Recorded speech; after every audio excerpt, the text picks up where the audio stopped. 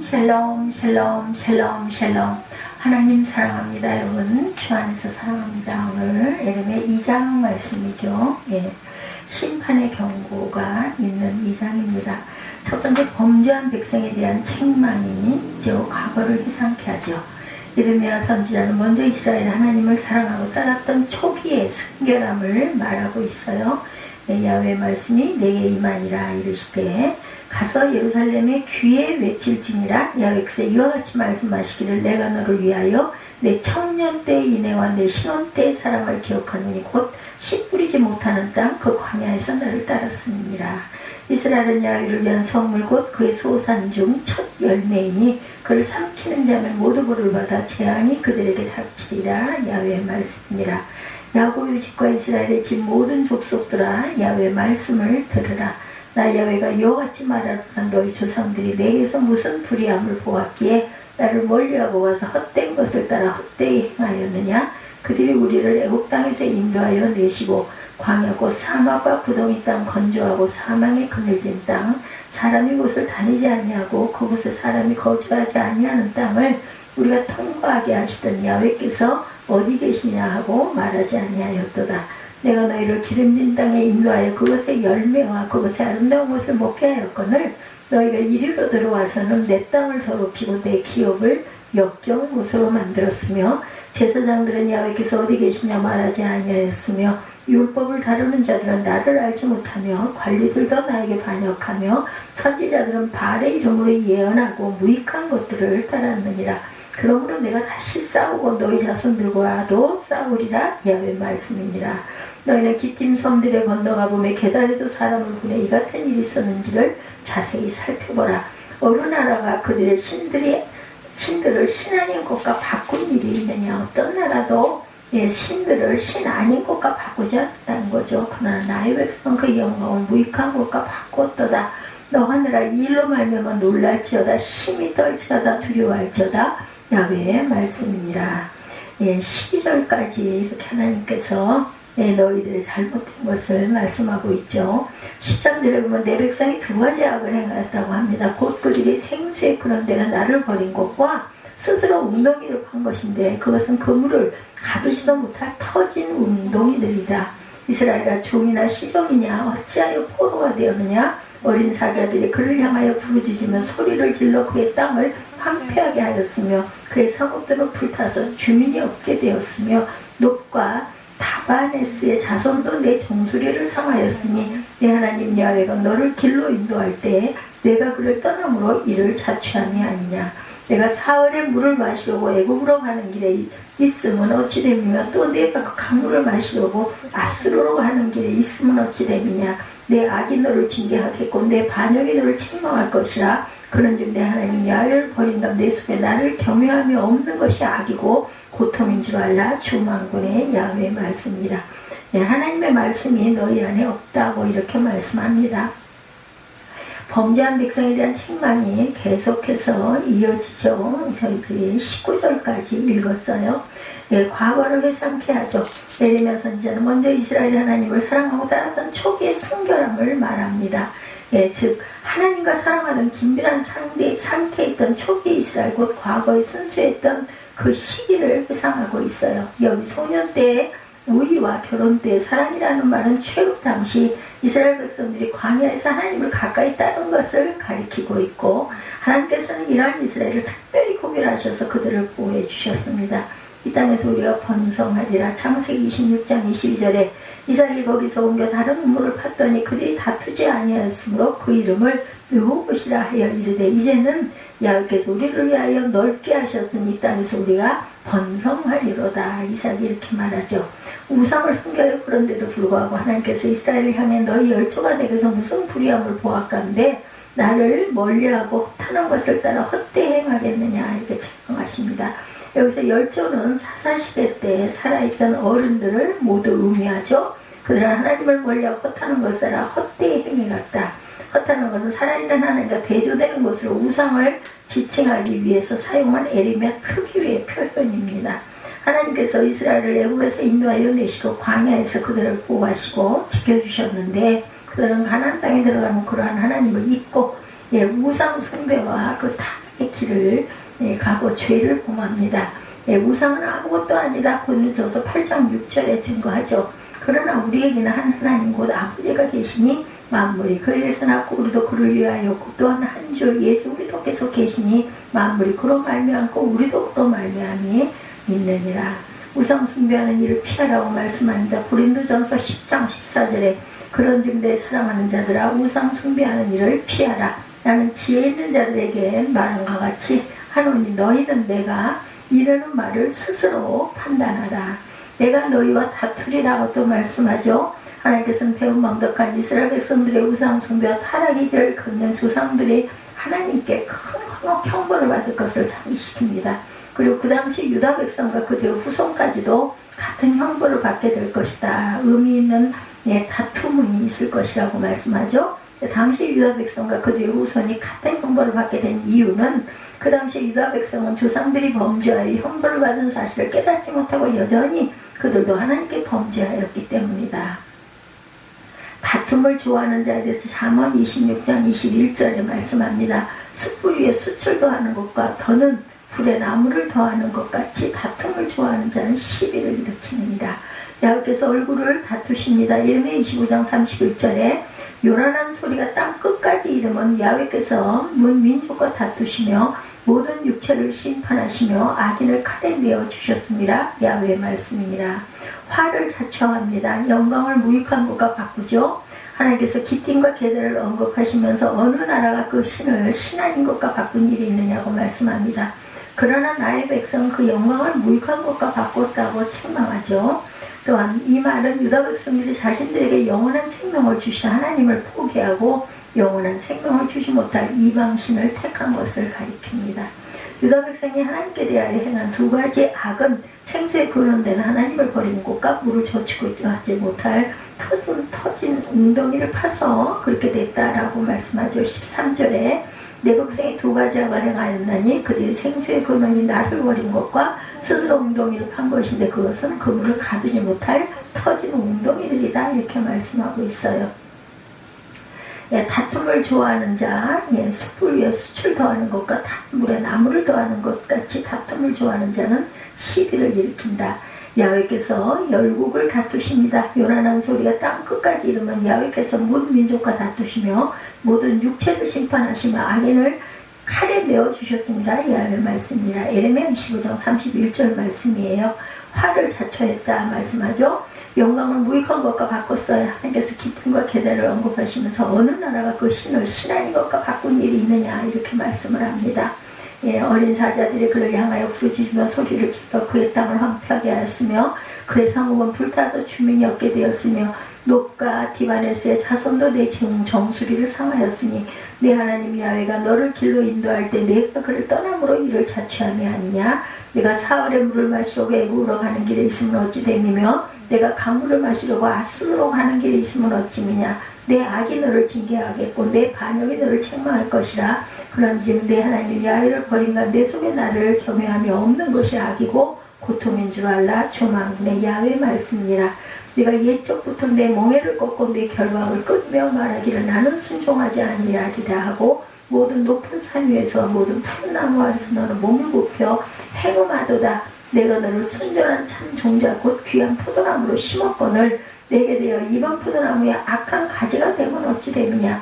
주의 말씀이니라. 내가 잿물로 스스로 씻으며 내가 많은 비누를 쓸지라도 내 죄악이 내 앞에 그대로 있으리니 내가 어찌 말하기를 나는 더럽혀지지 아니하였도다. 바알들의 뒤를 따르지 아니하였다 하겠느냐. 골짜기 속에 있는 내 길을 보라. 내 행한 바를 알 것이니라. 발이 빠른 암낙타가 그의 길을 어지러이 달리는 것과 같으며 너는 광야에 그의 길을 어지러이 달리는 것 같으며 너는 광야에 익숙한 그 암나비들이 그들의 성욕이 일어남으로 홀쭉거리나 같았다. 그 발전기에 누가 그것을 막으려 그것을 찾은 것들이 수고하지 않냐고 발전기에 만나리라. 내가 또 말하기를 내 발을 제어하는 벗은 발이 되게 하지 말며 목을 가라게 하지 말라 하였으나 오직 너는 말하기를 아니라 이는 헛된 말이라. 내가 이방 신들을 사랑하였은즉 그를 따라가겠노라 하더라. 도둑이 붙들리면 수치를 당한 같이 이스라엘 집 곧 그들의 왕들과 지도자들과 제사장들과 선지자들의 수치를 당하였느니라. 그들의 나무를 향하여 너는 나의 아버지라며 돌을 향하여 너는 나를 낳았다 하고 그들의 등을 내게로 돌리고 그들의 얼굴은 내게로 향하지 아니하다가 그들이 환난을 당할 때 이르기를 일어나 우리를 구원하소서 하리라. 너를 위하여 내가 만든 내 신들이 어디 있느냐? 그들이 내가 환난을 당할 때 구원할 수 있으며 일어날 것이니라. 유다여 너희 신들이 너희 성읍수와 같도다. 너희가 나에게 대항하면 어찌 됨이냐? 너희가 다 내게 잘못하였느니라. 야훼 말씀이니라. 내가 너희 자녀들을 때린 것이 무익하면 그들이 징계를 받아들이지 아니함이라. 너희 길이 사나운 사자같이 너희 선지자들을 삼켰느니라. 너희 이 세대여 여호와의 말을 들어보라. 내가 이스라엘에게 광야가 되었느니라. 캄캄한 땅이 되었느니라. 무슨 이유로 내 백성이 말하기를 우리는 노였으니 다시 주께로 가지 아니하겠다 하느냐. 처녀가 어찌 그의 폐물을 입겠느냐. 신부가 어찌 그의 예복을 입겠느냐. 오직 내 백성은 나를 잊었나니 그 날수는 셀 수 없거늘 내가 어찌 사랑을 얻으려고 내 행위를 아름답게 꾸미느냐. 그러므로 내 행위를 악한 여자들에게까지 가르쳤으며 또 내 옷단에는 죄 없는 가난한 자를 죽인 피가 묻었나니 그들의 담구멍을 뚫었기 때문이 아니라 오직 이 모든 일 때문이니라. 그러나 너는 말하기를 나는 무죄하니 그의 진노가 참으로 내게서 떠났다 하거니와 보라 내 말이 나의 죄를 범하지 아니하였다 하였으므로 내가 너를 심판하리라. 내가 어찌하여 내 길을 바꾸어 부지런히 돌아다니느냐. 내가 아수르로 말미암아 수치를 당한 같이 또한 애국으로 말미암아 수치를 당할 것이라. 내가 두 손으로 내 머리를 싸고 거기서도 나가리니 이는 내가 의지하는 자들을 나 야훼가 버렸으므로 내가 그들로 말미암아 형통하지 못할 것입니다. 화를 자초했어요. 영광을 무익한 것과 바꿨어요. 하나님께서 기띔과 계달을 언급하시면서 어느 나라가 그 신을 신인 것과 바꾼 일이 있느냐고 말씀합니다. 그러나 나의 백성은 그 영광을 무익한 것과 바꿨다고 책망하시죠. 이 말은 유다 백성들이 자신들에게 영원한 생명을 주신 하나님을 포기하고 영원한 생명을 주지 못하는 이방신을 택한 것을 가리킵니다. 유다 백성이 하나님께 대하여 행한 두 가지 악은 생수에 근원되는 하나님을 버린 것과 물을 저축하지 못한 웅덩이를 판 것이다. 우리는 이를 통해 이스라엘 백성이 얼마나 어리석었는가를 알 수 있습니다. 그 영광을 무익한 것과 바꿨다. 2장 11절에 어느 나라가 그들의 신들을 신하님 것과 바꾼 일이 있느냐. 그러나 너희 백성은 그 영광을 무익한 것과 바꿨도다. 10절이죠. 네. 진리를 거짓 것으로 바꿨다고 로마서 1장 25절에 이는 그들이 하나님의 진리를 거짓 것으로 바꾸어 피조물을 조물주보다 더 경배하고 섬김이라 주는 것 영원한 찬송할 이시로다. 아멘. 이방 나라에 정복을 당합니다. 본문에서 시정이라는 말은 금전을 주고 산 종과 대비해서 쓰여진 말입니다. 즉 기른 집안의 남종과 같은 집안의 남종과 여종이 결혼해서 그 사이에서 태어난 자손을 가리켜요. 이러한 자는 자유를 가질 수가 없었다 그래요. 이스라엘이 이러한 종이 아닌데도 불구하고 이방 나라의 정복을 당하여 자유 없는 포로가 되었다. 이스라엘이 당하는 비극적인 상황 곧 자주 침략을 당하고 잔인하게 학대받으면서 이방 나라의 속국으로 지배당하는 상황은 자신들의 배교와 폐역의 결과다. 칼과 기근에 멸망할 것이라고 예레미야 44장 18절에도 우리가 하늘의 여호와에게 분향하고 그 앞에 전제를 드렸던 것을 패한 후부터는 모든 것이 궁핍하고 칼과 기근의 멸망을 당하였느니라 하며 땅을 정복하라. 창세기 1장 28절에 하나님이 그들에게 복을 주시며 하나님이 그들에게 이르시되 생육하고 번성하여 땅에 충만하라. 땅을 정복하라. 바다의 물고기와 하늘의 새와 땅에 움직이는 모든 생물을 다스리라 하시니라. 노예가 되어 이렇게 이방 나라의 노예가 된 것은 하나님께서 공의로운 길로 인도하실 때 순종하지 아니하고 도리어 우상을 숭배하고 강한 이웃을 따랐기 때문이다. 강한 이웃 애국과 아수르를 의뢰한 것이 오히려 양국 모두에게 신뢰를 얻지 못하게 되었어요. 뿐만 아니라 이들 나라가 도리어 이스라엘을 학대합니다. 우리는 이 말씀을 통해 인간을 의지하는 것이 얼마나 어리석은 것이고 그로 인한 결과가 어떤 것인가를 깨닫게 됩니다. 노예를 삼습니다. 열왕기상 9장 21절에 곧 이스라엘 자손이 다 멸하지 못함으로 그 땅에 남아있는 그들의 자손들을 솔로몬이 노예로 역군을 삼아 오늘까지 이르렀느니라. 노예가 됩니다. 에스라 9장 9절에 우리가 비록 노예 되었사오나 우리 하나님이 우리를 그 종살이하는 종에 버려두지 아니하고 바사 왕들 앞에서 우리가 불쌍히 여김을 입고 소생하여 우리 하나님의 성전을 세우게 하시며 그 무너진 것을 수리하게 하시며 유다와 예루살렘에서 우리에게 울타리를 주셨나이다. 이런 일이 일어나죠. 여러가지 죄악, 우상을 열정적으로 섬겼다. 이스라엘은 굴레를 벗어 던진 소, 나쁜 열매를 맺는 포도나무, 지워지지 않는 얼룩, 암내가 나는 약대와 양나귀의 음욕등으로 묘사되어 있습니다. 암나귀의 음욕등으로 묘사되어 있습니다. 이는 이스라엘이 얼마나 맹목적이고 열정적으로 우상을 숭배했는지를 밝힙니다. 이스라엘 백성들은 이상스럽게 생긴 나무와 돌까지도 신으로 섬겨요. 우상 숭배의 결과는 멸망과 심판이란 사실을 우리는 압니다. 우상에 미칩니다. 예레미야 50장 38절에 가뭄이 물 위에 내려 그것을 말리리니 이는 그 땅에 조각한 신상의 땅이요 그들은 무서운 것을 보고 실성하였습니다. 이렇게 말하고 있습니다. 탐심은 곧 우상 숭배니라. 골로새서 3장 5절이요 이러므로 땅에 있는 지체를 죽이라. 곧 음란과 부정과 사욕과 악한 정욕과 탐심이니 탐심은 우상 숭배니라. 선지자들을 계속합니다. 당시 이스라엘 백성들이 만든 우상의 수요는 이스라엘의 성읍 수요와 같을 정도로 많았다고 그래요. 하나님께서 이스라엘이 우상을 숭배한 죄악에 대해 징계를 내리셨을 때 그들은 자신들의 죄악을 깨닫지 못합니다. 이스라엘은 하나님의 징계까지도 무시해버렸고 더 나아가 하나님의 심부름꾼만 선지자들을 대적하고 심지어 죽이기도 했다라는 거죠. 탁한 세상에서 하나님의 진리의 말씀을 전한다는 것 참 어렵고 힘든 일인데 우리 속담에 무슨 말이 있어요? 소비의 경읽기 이런 말이 있죠. 짐승에게 말해보겠자 아무 소용이 없지만 예언서를 보면서 느끼는 것이 말 못하는 짐승에게도 이토록 간절하게 말했다는 것을 깨닫게 됩니다. 예언서에 기록된 말씀을 한마디로 요약하면 너희 죄를 회개하고 하나님께 돌아오라는 말씀이에요. 그러나 이스라엘 백성들은 아무리 위대한 선지자들이 하나님의 말씀을 외쳐도 그들은 꼼짝도 하지 않고 계속해서 악한 짓만 하며 더욱 악해져 갑니다. 오늘 이 시대도 이스라엘 민족과 다를 바가 없는 시대다. 아무리 하나님 말씀을 외쳐도 들을 때뿐이고 돌아서면 다시 본연의 자기들의 육적인 모습으로 살아가는 것이 이 시대의 모습이다. 하나님 말씀을 듣고 애통해하는 모습을 찾아볼 수 없는 시대가 되어가고 있어요. 하나님은 그토록 완악한 남유다 백성들에게 가서 외치라고 예레미야에게 명령하시죠. 듣고 깨달은 그 만한 자들이 없는데도 가서 외치라고 말씀해요. 하나님은 부족한 자에게도 듣고 깨달을 만한 사람이 없는데도 예레미야에게 외치라 하셨어요. 예레미야 선지자가 순종하여 전했던 것처럼 순종하는 마음으로 우리는 늘 전해야 합니다. 예레미야 선지자의 외침에 소수의 무리들이 깨닫고 예레미야 선지자를 도왔던 것처럼 노아 방주 교회와 오직 예수 믿는 모든 자들이 주님의 은혜를, 주님의 은총을, 주님의 역사를 증거하고 나타내고 가야 할 것이다.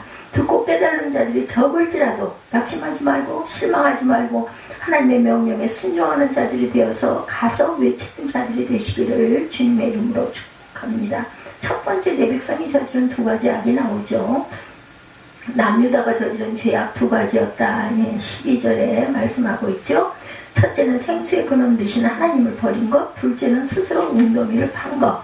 예언서 이 두 가지의 죄악이 반복적으로 거듭 강조됩니다. 인간에게 물은 아주 중요하죠. 특히 가나안 땅에서의 생수는 인간의 생명과 직결되어 있어요. 그런데도 이런 생수의 근원을 버리고 스스로 자신들의 물을 보관하기 위한 수단으로 웅덩이를 만들었다는 것. 이것은 모두 하나님과의 관계를 끊고 인간 스스로 살아보겠다는 것과 같습니다. 그것은 인간 스스로 살아보는 것이 아니라 악한 거짓된 신들에게 다스림받는 것임을 깨닫지를 못했던 거죠.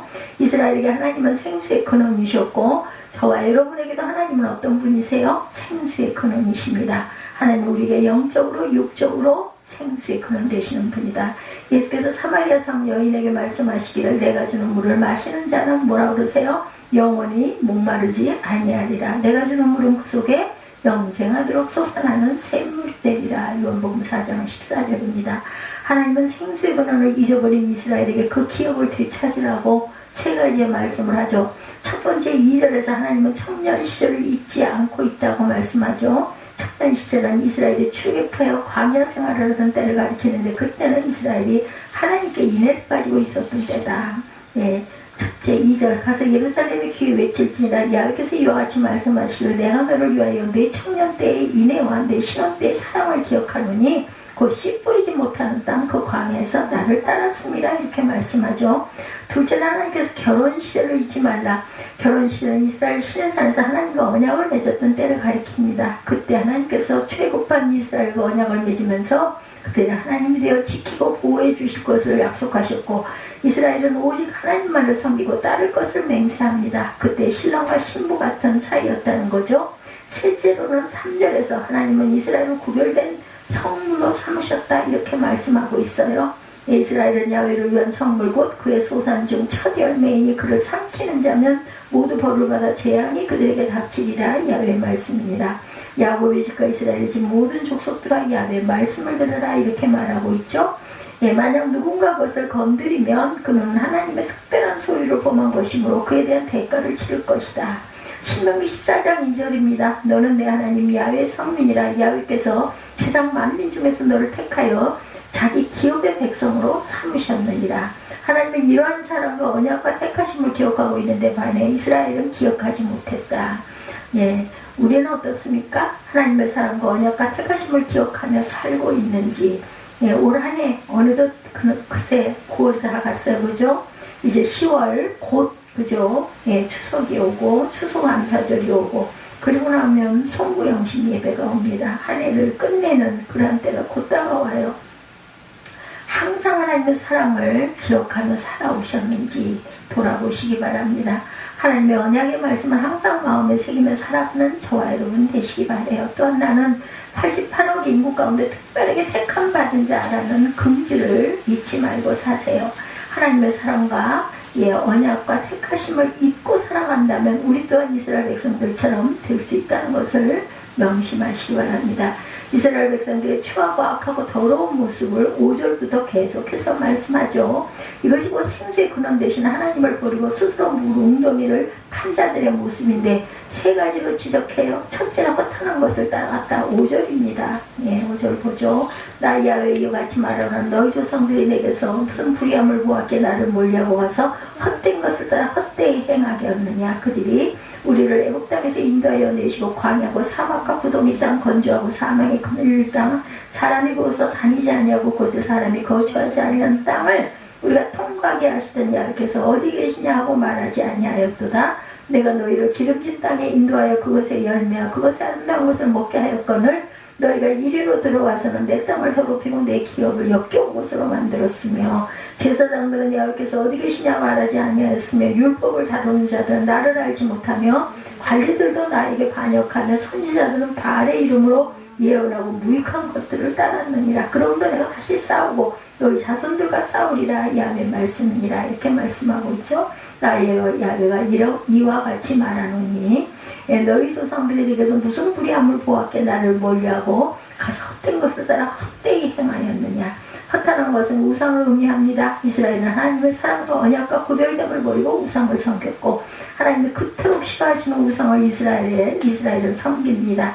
하나님이 그들이 어떤 불의로 어떤 잘못함을 보이지 아니했는데도 그들은 우상을 따라갔어요. 왜 이스라엘이 하나님을 버리고 우상을 섬겼을까? 여러 가지 이유가 있겠지만 가장 큰 이유는 하나님이 살아계신다는 사실을 깨닫지 못했어. 모릅니다. 진실로 전능하신 하나님이 살아계심을 믿었다면 어떤 고난 속에서라도 하나님 한 분으로 만족할 수 있었을 것인데 하나님의 살아계심을 믿지 못한 그들은 이방인들이 섬기는 우상의 마음을 두게 됩니다. 오늘날 우리도 마찬가지 아닌가. 하나님을 온전히 믿지 못할 때 세상의 어둠의 영이 우리 마음속에 들어와서 세상 것들을 다 믿게 한다는 것을 잊지 마시기 바랍니다. 하나님의 사람으로 만족하지 못할 때 세상에 거짓된 그러한 그 사랑에 속게 되고 하나님의 언약의 말씀을 믿지 못할 때 세상의 소리에 귀를 기울이게 되고 내가 하나님께 선택되었다는 사실을 믿지 아니할 때 세상의 거짓과 타협하게 된다는 것을 명심하시기 바라요. 조금 부족해도 조금 채워지지 아니해도 만족하지 못하더라도 오직 예수 사랑으로 만족하는 저와 여러분들이 되시기 바랍니다. 세상 어디에도 100% 나를 만족해 주는 것은 없어요. 살아계신 하나님을 온전히 믿고 그리스도의 십자가 사랑으로 만족함을 누리며 살아가는 귀하고 복된 저와 여러분들이 되시기를 주님의 이름으로 축복합니다. 둘째, 하나님의 존재를 무시했다. 6절에서 8절까지 우리 읽었어요. 그죠? 그들이 우리를 애굽 땅에 인도하여 내시고 광야고 사막과 구덩이 땅 건조하고 사망의 그늘진 땅 예, 사람이 그곳으로 다니지 아니하고 그곳에 사람이 거주하지 아니하는 땅을 우리가 통과하게 하시던 야훼께서 어디 계시냐고 말하지 아니하였도다. 내가 너희를 기름진 땅에 인도하여 그것의 열매와 너희 아름다운 것을 먹게 하였거늘 너희가 이리로 들어와서 내 땅을 더럽히고 내 기업을 역겨운 곳으로 만들었으며 제사장들은 야훼께 어디 계시냐 말하지 아니하였으며 율법을 다루는 자들은 나를 알지 못하며 관리들도 나에게 반역하며 선지자들은 바알의 이름으로 예언하고 무익한 것들을 따랐느니라. 그러므로 내가 다시 싸우고 너희 자손들과도 싸우겠다. 야훼의 말씀입니다. 헛하는 것을 따라간 그들 하나님이 어디 계시냐고 묻지도 않았다. 제사장들도 하나님이 어디 계시냐고 묻지 않았습니다. 애굽에서 출애굽시켜주신 하나님의 은혜도 무시하고 광야에서 40년 동안 함께 하신 하나님도 인정하지 아니합니다. 특히 기름진 가나안 땅으로 인도하여 정착케 하여 주신 땅을 가증스럽게 더럽힙니다. 8절을 보면 제사장들은 야훼께서 어디 계시냐 말하지 아니하였으며 율법을 다루는 자들은 나를 알지 못하며 관리들도 나에게 반역하며 선지자들은 바알의 이름으로 예언하고 무익한 것들을 따랐느니라 말하고 있어요. 제사장들이나 하나님의 말씀을 다루는 자들이나 관리들이나 선지자들까지도 하나님을 찾지 않고 바알의 우상을 섬겼다. 이스라엘의 모든 종교 지도자들이 하나님을 찾지 않는데 백성들은 과연 어떻겠는가? 오늘날 이 시대에 진실로 예수를 믿고 있는 자들이 하나님의 존재를 인식하며 인정하고 살고 있는지, 오늘날 종교 지도자들이 진실로 하나님을 두려워하며 살아계신 신으로 인정하며 살고는 있는지, 그들이 살아계신 하나님을 두려워하지 않고 하나님의 존재를 무시하고 살아가는 것은 세상에 허탄한 것을 쫓고 있기 때문이다. 살아계신 하나님을 진실로 믿는 자들이라면 세상에 허탄한 것을 위해 살아가는 자가 될 수도 없고 되어서도 안 된다. 셋째로 하나님의 영광을 무익한 것으로 바꿨다. 9절에서 13절입니다. 백성이 행한 악이죠. 그러므로 내가 다시 싸우고 너희 자손들과 싸우리라. 야훼의 말씀이니라. 너희는 기띔 섬들의 10절이에요. 건너가 보매 게달에도 사람을 보내 이 같은 일이 있었는지를 자세히 살펴보라. 어느 나라가 그들의 신들을 신한 이것과 바꾼 일이 있느냐? 그러나 나의 백성은 그의 영광을 무익한 것과 바꾸었도다. 너 하늘아 이 일로 말미암아 놀랄지어다. 심히 떨지어다. 두려워할지어다. 야훼의 말씀이니라. 내 백성이 두 가지 악을 행하였나니 곧 그들의 생수의 그런 데를 나는 버린 것과 스스로 웅덩이를 탄 것인데 그것은 그 물을 가두지 못할 터진 웅덩이라 터졌기 때문에 아무리 웅덩이를 파도 거기에 물이 고여있을 리가 없겠죠. 흘러가 버리기 때문에 하나님이 사람을 주시고 언약의 백성을 구별시켜 주신 것은 하나님의 영광을 위해 살아가라고 주신 것인데 이스라엘은 그 영광을 세상의 무익한 것들로 바꿔버립니다. 다시 말해서 하나님의 은혜를 세상에 값어치 없는 것과 바꿔버렸다. 10절에서 11절에 너희는 기띔 섬들에 건너가 보매 게달에도 사람을 보내 이 같은 일이 있었는지를 살펴보라. 어느 나라가 그들의 신들을 신한 것과 바꾼 일이 있느냐. 그러나 나의 백성은 그의 영광을 무익한 것과 바꾸었도다. 기띔의 섬들은 이스라엘 서쪽에 있는 섬들과 해상 국가들을 가리키고 있고 게달은 아라비아의 유목민족 속으로 이스라엘 동쪽에 있는 족속이나 나라들을 가리킵니다. 따라서 이 말은 서방과 동방을 두루 돌아다니면서 그곳 백성들의 종교와 신앙을 살펴보라는 거예요. 어떤 민족이 자기들을 섬긴 신이 바꾼 적이 있었느냐? 세상 어느 나라가 민족도 자신들이 섬긴 신을 그렇게 쉽게 저버리고 다른 신을 섬긴 예는 없다는 겁니다.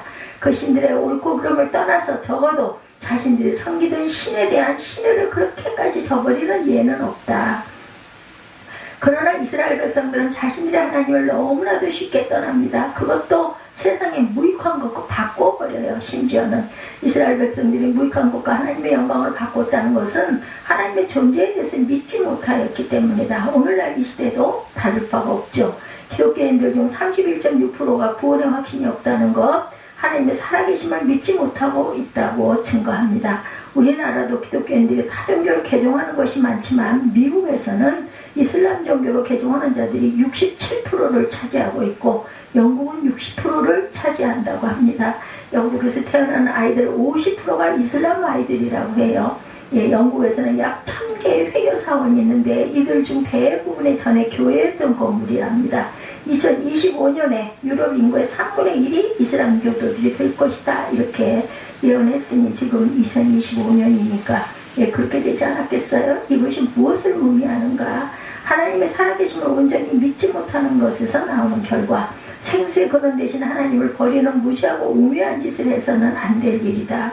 하나님은 지금도 살아계심을 온전히 믿고 하나님만을 신뢰하고 그분의 영광을 위해 살아가는 귀하고 복된 저와 여러분이 되시기를 하나님께서는 기다리고 계십니다. 두 번째, 너의 모습을 보아라.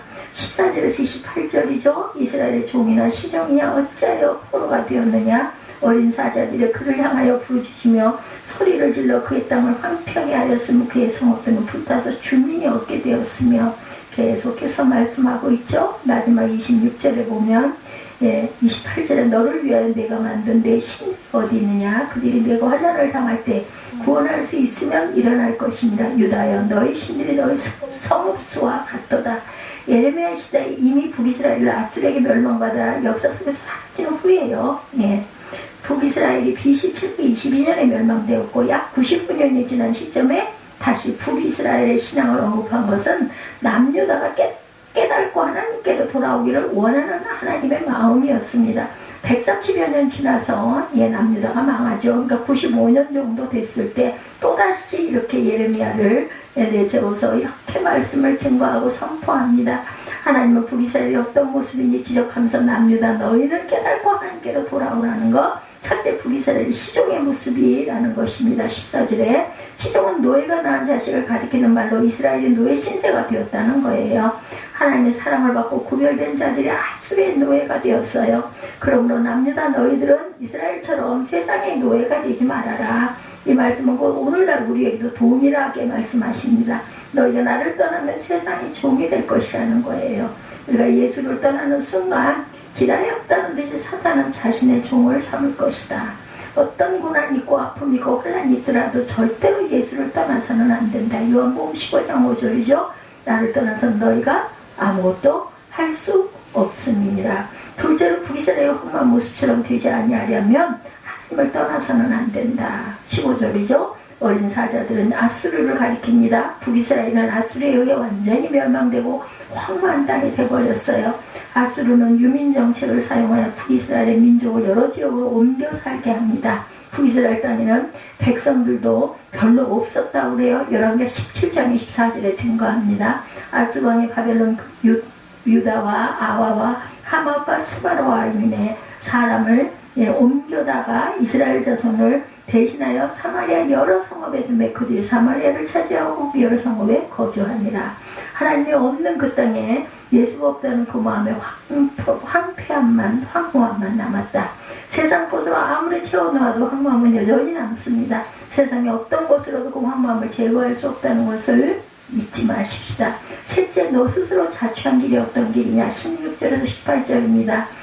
놋과 디바네스에게 정수리를 사겠다 하였는데 놋과 디바네스는 애국의 주요 도시들로 남유다가 하나님을 의지하지 않고 애국과 전쟁을 치르다가 BC 609년 무기토 전투에서 유다왕 요시아가 전사한 것을 가리킵니다.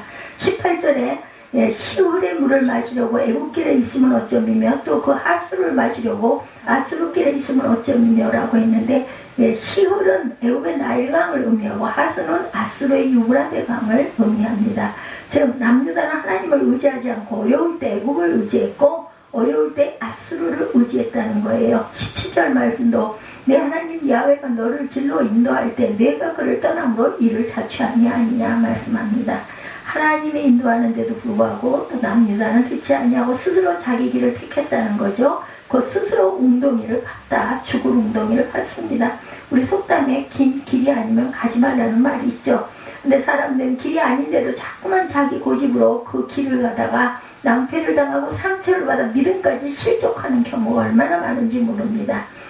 올 한 해 우리가 자처하지 않는 자들이 되시기 바라요. 이렇게 스스로 무슨 일 할 때마다 하나님께 여쭙고 인도함을 받는 저와 여러분들 남은 기간만이라도 그죠? 또 2026년에도 넷째로 남유다의 악이 어떤 것이냐 19절에 보면 13절에서 남유다의 두 가지 악을 말씀했고 19절에는 남유다의 두 가지 악을 말씀합니다. 19절에서도 첫째는 하나님을 버린 것, 둘째는 하나님을 경외하며 없는 것. 경외라는 말은 공경경자 두려울 악입니다. 하나님을 공경하고 두려워하지 않으면 하나님을 우습게 알게 된다라는 거예요. 경외, 그죠? 두려울 외자. 악이 아니라 두려울 외자입니다. 부모를 공경한다는 것은 부모님 말씀을 무섭게 여긴다는 것. 부모님을 공경하지 않는 자는 부모님 말을 우습게 여긴다. 남유다는 하나님의 언약의 말씀을 우습게 여기고 그런 마음으로 하나님을 절대로 경외할 수 없다. 예, 하나님의 말씀을 얼마나 여러분들 두렵게 여기십니까? 하나님의 말씀을 두렵게 여길 것이고 하나님을 경외하는 것이고 그 경외함을 통해 하나님의 역사는 시작되는 것이다. 하나님을 진실로 경외하는 저와 여러분들이 되시기를 주님의 이름으로 축복합니다. 다섯째, 남유대의 악한 모습을 5가지로 비유하고 있죠. 20절에서 28절. 첫째 20절에 보면 부도덕한 여인에 비유합니다. 하나님은 남유다의 모습을 음란한 여자의 모습으로 비유하죠. 그들은 옛적에 하나님과 약속하기를 다른 신들을 섬기지 않겠다고 약속했는데 남유다는 그 약속을 깨뜨리고 높은 산에서 나무 밑에 육적으로 행음을 합니다. 실제로 이방신을 섬기는 종교의식에는 육체적인 더러운 음행들이 자행됐다고 해요. 그래서 남성들이 그렇게 좋아했던 것 같습니다. 호세아 4장 14절에 그들이 산꼭대기에서 제사를 드리며 작은 산 위에서 분향하되 참나무와 보드나무와 상수리나무 아래에서 하니 이는 그 나무꾼들이 좋음이라. 이러므로 너희 딸들은 음행하며 너희 며느리들은 간음을 행하는도다. 우상을 섬기는 것은 영적 간음임을 깨닫기 바랍니다. 야고보서 4장 4절 간음한 여인들이 세상과 보된 것이 하나님과 원수됨을 알지 못하느냐. 그런즉 누구든지 세상과 보시되고자 하는 자는 스스로 하나님과 원수되는 것입니다. 영적 음행은 우상만 섬기는 것이 아니라 세상과 친구가 되는 것이 영적 간음이라고 성경은 밝히고 있습니다. 세상을 친구 삼아 사는 자들은 하나님과 원수가 됨을 깊이 깨닫기 바랍니다. 둘째로 악한 포도나무 가지에 비유합니다. 이 악한 포도나무, 남유다는 악한 포도나무까지와 같다. 성경의 이스라엘을 종종 포도나무에 비유하죠. 여기서도 남유다는 포도나무에 하나님은 그들은 심으신 자로 비유되고 있어요. 하나님께서 그들을 애굽에서 이끌어내어 가나안 땅에 심었을 때 그들은 귀한 극상품의 포도나무였는데 하나님은 정성을 기울여 포도나무를 돌보셨지만 하나님께서 그들에게 해주신 일 외에 다른 일이 필요하지 않을 만큼 좋은 열매를 맺는데 부족함이 없도록 돌보셨어요. 그러므로 하나님께서 그 포도나무에서 좋은 열매를 기대하시는 것은 너무나 당연하나 그 결과는 너무나 의외였다. 그것이 맺은 열매는 하나님이 기대하는 전혀 다른 도무지 먹을 수 없는 열매였다.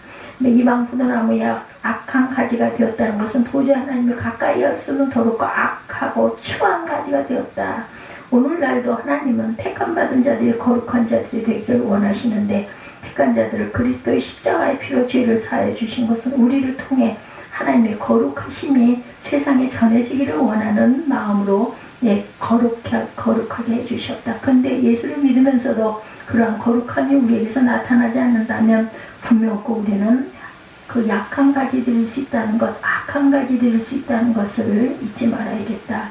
셋째, 발이 빠른 젊은 암낙타에 비유하죠. 23절에 발이 빠른 젊은 암낙타는 아직 새끼를 갖지 않은 암낙타로 특징은 민첩하지만 불안정하고 허둥대며 이리저리 돌아다닌다. 그의 길을 어지러이 달린 같다라는 말은 빠른 동작으로 이리저리 마구 돌아다니는 모습을 표현합니다.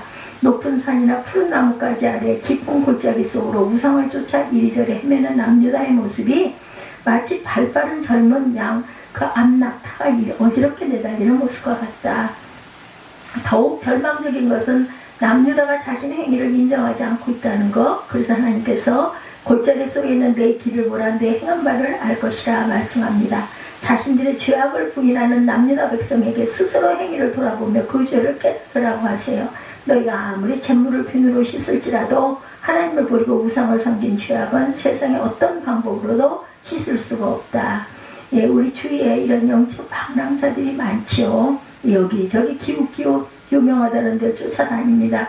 발이 빠른 젊은 암낙타처럼 어느 곳에 안주하지 못하고 이리저리 뛰어다니는 영적 방랑자들, 그들이 무엇을 찾고 다니는지 우리가 찾으실 분은 오직 예수이고 오직 예수의 마음이고 오직 예수의 신앙인데 무엇을 찾으려고 그렇게 기웃기웃 돌아다니나. 이스라엘이 하나님 안에 거하는 것이 최종 목적이었듯이 오늘날 우리는 오직 예수 안에 거하는 것이 목적이 되어야 되겠다. 요한복음 19장 5절이죠. 나를 떠나서는 너희가 아무것도 할 수 없습니다.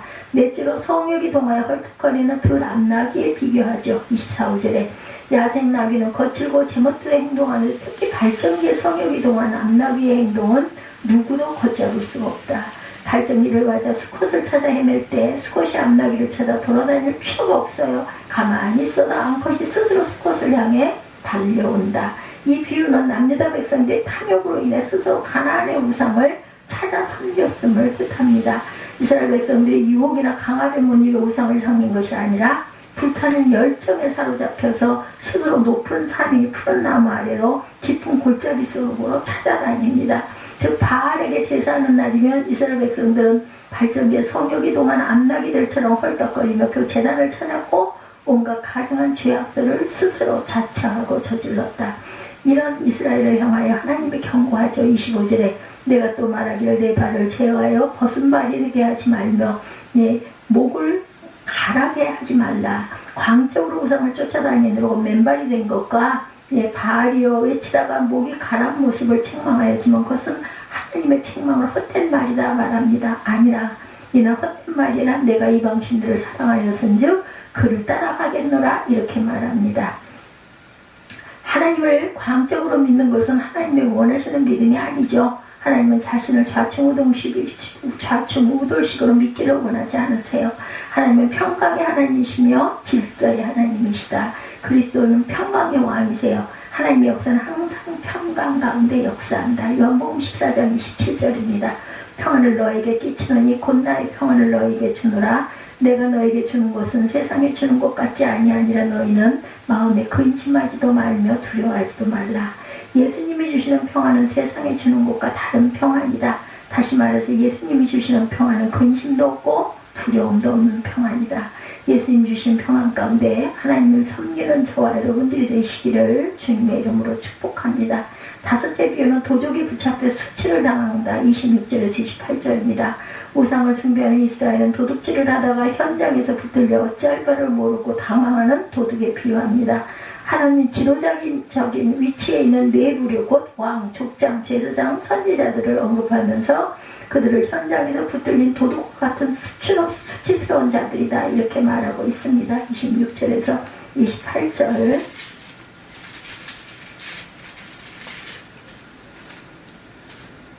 도둑이 붙들리며 수치를 당한같이 이스라엘 집 곧 그들의 왕들과 지도자들과 제사장들과 선지자들의 수치를 당하느니라. 그들의 나무를 향하여 너는 나의 아버지라 하며 돌을 향하여 너는 나를 낳았도다 하고 그들의 등을 내게로 돌리고 그들의 얼굴을 내게로 향하지 아니하다가 그들이 환난을 당할 때 이르기를 일어나 우리를 구원하소서 하리라. 너를 위하여 내가 만든 내 신들이 어디 있느냐. 그들이 내가 환난을 당할 때 구원할 수 있으면 일어날 것이니라. 유다의 너희 신들이 너희 성읍수와 같도다 이렇게 말씀하고 있죠. 여기서 나무와 돌은 나무와 돌로 만든 바알 신상과 아세라 신상, 이스라엘의 지도층들이 이 같은 목소리를 향해 너는 나의 아비라 너는 나를 낳았다 하면서 창조와 능력의 신을 숭배했다는 거예요. 근데 이들은 어떤 환난을 당하며 하나님을 향하여 우리를 구원하소서 합니다. 평소에 우상을 섬기다 어려움이 닥치면 하나님께 도움을 청하는 뻔뻔한 자들이다. 이런 뻔뻔한 자들이 하나님의 말씀하죠. 28절에 너를 위하여 내가 만든 내 신들이 어디 있느냐. 그들이 내가 환난을 당할 때 구원할 수 있으면 일어날 것이니라. 유다여 너희 신들이 너의 성읍수와 같도다. 오늘날 이 시대에 이런 모습을 가진 자들이 우리 주위에 많이 있습니다. 평소에 자신들이 좋아하고 즐기던 것들을 우상처럼 섬기다가 어떤 어려운 일이 닥치면 작정 기도를 하고 금식 기도를 하고 하나님께 매달리는 자들이 얼마나 많은지요. 마치 하나님을 자신의 해결사로 착각하고 신앙생활하는 자들이 얼마나 많은지 몰라요. 그런 자들은 도둑질하다 붙들린 도둑처럼 수치를 당할 것이라는 것을 명심해야 한다.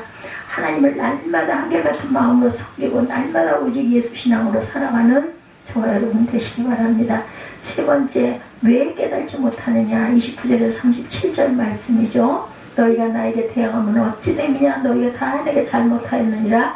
야훼의 말씀이라. 내가 너희 자녀들을 때린 것이 무익하면 그들이 징계를 받아들이지 아니함이라. 너희 칼이 사나운 사자 같은 너희 선지자들을 삼켰느니라. 너희 이 세대여 야훼의 말을 들어보라. 내가 이스라엘에게 광야가 되었느냐 캄캄한 땅이 되었느냐. 무슨 이유로 내 백성이 말하기를 우리는 노였으니 다시 주께로 가지 아니하겠다 하느냐. 처녀가 어찌 그의 폐물을 잊겠느냐. 신부가 어찌 예복을 입겠느냐 오직 내 백성은 나를 잊었나니 그 날수는 셀 수 없거늘 내가 어찌 사랑을 얻으려고 내 행위를 아름답게 꾸미느냐. 그러므로 내 행위를 악한 여자들에게까지 가르쳤으며 또 내 옷단에는 죄 없는 가난한 자를 죽인 피가 묻었나니 그들의 담구멍을 뚫었기 때문이 아니라 오직 이 모든 일 때문이니라. 그러나 너는 말하기를 나는 무죄하니 그의 진노가 참으로 내게서 떠났다 하거니와 보라 내 말이 나는 죄를 범하지 아니하였다 하였으므로 내가 너를 심판하리라. 내가 어찌하여 내 길을 받고 부지런히 돌아다니느냐. 내가 아수르로 말미암아 수치를 당한 같이 또한 애굽으로 말미암아 수치를 당한 것이라. 내가 두 손으로 내 머리를 싸고 거기서도 나가리니 이는 내가 의지하는 자들을 나 야훼가 버렸으므로 내가 그들로 말미암아 형통하지 못할 것입니다. 하나님이 버렸는데 무슨 형통이 있겠습니까? 자세하게 5가지 비유를 통해 그들의 죄악을 깨닫게 해주었건만 그 자신의 죄악을 깨닫지 못하고 하나님과 맞서서 다툽니다. 29절에 너희가 나에게 대항하면 어찌 됨이냐. 너희가 다 내게 잘못하였느니라. 야훼 말씀이니라. 자신들의 죄악을 깨닫지 못하고 회개하지 아니한 자들에게는 반드시 하나님의 심판이 있다는 것을 명심하라. 하나님은 절대로 회개하지 않은 죄를 그대로 넘어가신 적이 없습니다. 반드시 죄에 대한 보응을 하시는 하나님. 전도서 12장 14절 하나님은 모든 행위와 모든 은밀한 일을 선악간에 심판하시리라. 하나님은 자신의 죄악을 깨닫지 못하는 이스라엘에게 매를 들 수밖에 없어요. 그리고 그들의 죄악을 구체적으로 5가지로 지적하시죠. 첫째, 선지자를 죽인 죄를 지적합니다. 30절에 그들은 자신의 매를 맞고도 깨닫지 못하고 더욱 악한 죄악을 저질러요. 남유다는 자신들의 죄악을 지적하는 이사야 선지자를 죽이는 무서운 죄악을 범합니다. 유대 전승에 의하면 이사야 선지자는 므낫세 왕에 의해 톱으로 온몸이 절단될 죽음을 당했다 전해지고 있습니다. 회개하지 아니한 죄는 또 다른 죄악을 불러들인다는 것을 명심해야 된다. 죄는 그대로 잊지 않고 자라난다는 것이에요. 야고보서 1장 15절에 욕심이 잉태한 즉 죄를 낳고 죄가 장성한 즉 사망을 낳느니라. 우리 속담에도 바늘도둑이 소도둑된다 하죠. 그러므로 죄를 회개할 수 있을 때 속히 회개하는 저와 여러분 되시기 바랍니다. 둘째, 배은망덕한 죄를 지적합니다. 31절에서 33절 하나님은 이스라엘 백성들이 40년 동안 광야에서 함께 했던 일을 회상케 해요. 하나님의 돌보심이 없었다면 광야는 캄캄한 죽음의 땅이었을 것이다.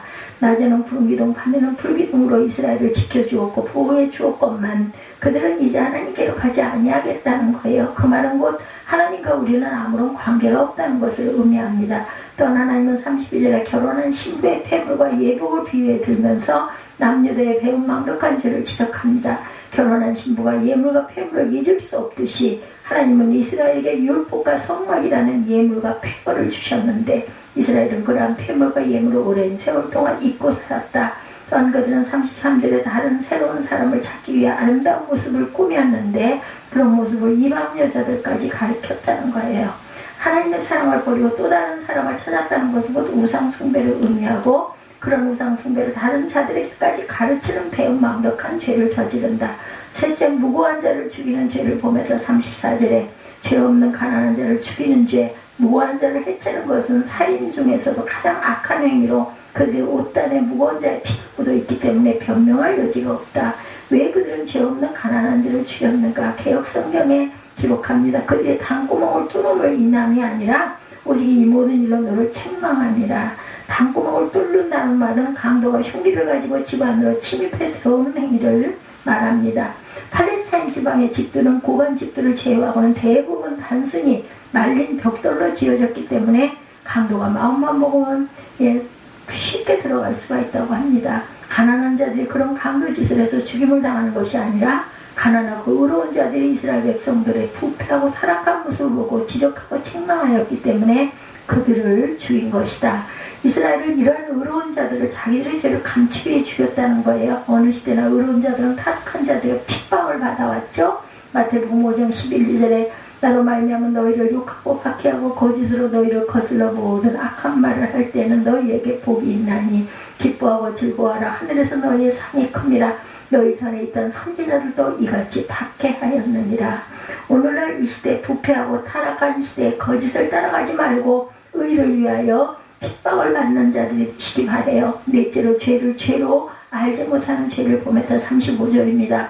의로운 자들을 죽이고도 그들은 그것을 얼마나 무서운 죄인지 깨닫지 못한다. 오히려 그들은 자신들 무죄를 주장하면서 하나님의 진노가 자신들에게 떠났다고 참담해합니다. 남유다가 이렇게 말할 수 있었던 것은 이사야 선지자를 죽이는 므낫세 왕 때부터 요시야 왕이 이르기까지 약 90년 동안 나라가 평안하고 번영했기 때문이라고 합니다. 그들은 그러한 평안과 번영으로 자신들의 무죄를 변호합니다. 그것은 착각이죠. 하나님께서 진노를 거두신 것이 아니라 진노를 쌓아두고 계셨다. 그리고 죄를 죄인 줄 알지 못하는 그들에게 심판하실 것이라고 말씀하죠. 보란 내 말이 나는 죄를 범하지 아니하였다 하였으므로 내가 너를 심판하리라. 혹시라도 우리도 하나님 앞에 범한 죄를 회개치 않느냐 하였다는데 아무런 하나님의 진노가 임하지 않는다면 나는 무죄하다고 생각하지는 않는지 기억하시기 바랍니다. 회개하지 않는 죄가 있다면 하나님의 진노가 쌓아가고 있다는 거 기억하시고 회개하는 저와 여러분이 되시기 바랍니다. 다섯째, 하나님 대신 세상 세력을 의지한 죄를 범했다. 36, 7절 마지막 절입니다. 하나님은 세상 세력을 의지하는 남유다의 외교 정책을 책망합니다. 그들은 오직 하나님만을 의지해야 했어요. 그러나 그들은 하나님을 의지하는 대신에 사절단을 이곳저곳으로 보내죠. 남유다는 왕이 바뀜에 따라 아수르 정책 혹은 애국 정책을 펼치면서 아수르나 애국을 의지합니다. 그들의 정책이 하나님을 책망하시죠. 36절에 내가 어찌하여 내 길을 받고 부지런히 돌아다니느냐. 내가 아수르로 말미암아 수치를 당한 같이 또한 애국으로 말미암아 수치를 당할 것이라. 내가 의지하는 것들에게 수치를 당할 것이라고 했지만 그들은 하나님의 말씀에 귀를 기울이지 않아요. 하나님 말씀대로 남유다는 아수르와 애국에게 수치를 당합니다. 아수르는 남유다에게 모은 조공을 바치게 했고 수차례에 걸쳐 대군을 이끌고 침공하여 성읍을 파괴합니다. 애국 역시도 무기토 전투에서 요시야 왕을 죽였고 예루살렘이 바벨론 군대에게 포위되어 함락될 때 스기야 왕의 간절한 원조 요청에도 아무런 도움도 주지 못합니다. 마지막 37절 내가 두 손으로 내 머리를 싸고 거기서도 나가리니 이는 내가 의지하는 자들을 나 여호와가 버렸으므로 내가 그들로 말미암아 형통하지 못할 것입니다. 내가 두 손으로 내 머리를 싸고 거기서도 나가리니 머리를 두 손으로 감싸는 행위는 극도의 수치와 절망과 슬픔이죠. 남유다가 그토록 의지한 것들이 참을 수 없는 수치와 슬픔으로 돌아왔습니다. 왜 이 같은 결과가 나타났을까? 원인을 보면 이는 내가 의지하는 자들을 나 야훼가 버렸으므로 내가 그들로 말미암아 형통하지 못할 것입니다. 하나님께서 남유다가 의지하는 것들 곧 아수르와 애굽을 버렸기 때문에 그들은 형통치 못할 것이다. 다시 말해서 아수르나 애굽이 남유다를 도울 수 있을 만큼 강력해지지 못했다고 하셨다는 거죠. 대신에 하나님은 바벨론이라는 나라를 세워서 아수르와 애굽을 꺾으셨고 남유다를 심판합니다. 여러분들이 진실로 의지하고 있는 것은 무엇입니까? 오직 예수 외에 다른 것을 의지하고 있다면 찾아오는 것은 수치뿐일 것이다. 시편 115편 9절입니다. 이스라엘아 야훼를 의지하라. 그는 너희의 도움이시오 너희의 방패시리로다. 오직 예수 한 분만으로 온전히 의지하고 피하고 복된 저와 여러분이 되시기를 주님의 이름으로 축복합니다. 예레미야가 타락한 남유다 백성에 가서 외쳐야 할 말씀은 그들의 죄를 지적하는 것이었고 그들이 얼마나 악한 자들의 모습이었을까. 하나님 말씀에 맞서서 대적하는 무리들이었다. 그러나 예레미야 선지자는 하나님의 말씀을 그대로 전하죠. 사람들로부터 환영받지 못한 말씀이었지만 조금도 주저앉지 않습니다. 그렇게 할 수밖에 없었던 것은 아마 두 가지 이유 때문이었을 것이라는 거죠. 첫째, 남유다의 부부가 타락을 알고 있었고, 둘째, 하나님이 남유다의 타락을 그대로 보고만 넘어가지 않을 것이라는 것을 알았기 때문에 생명을 걸고 하나님 말씀을 전합니다. 오늘날 이 시대의 타락이 어느 정도이라고 보십니까? 오늘 본문에 기록된 남유다의 2장 본문의 내용처럼 타락보다 더 무서운 타락들이 곳곳에서 자행되고 있습니다.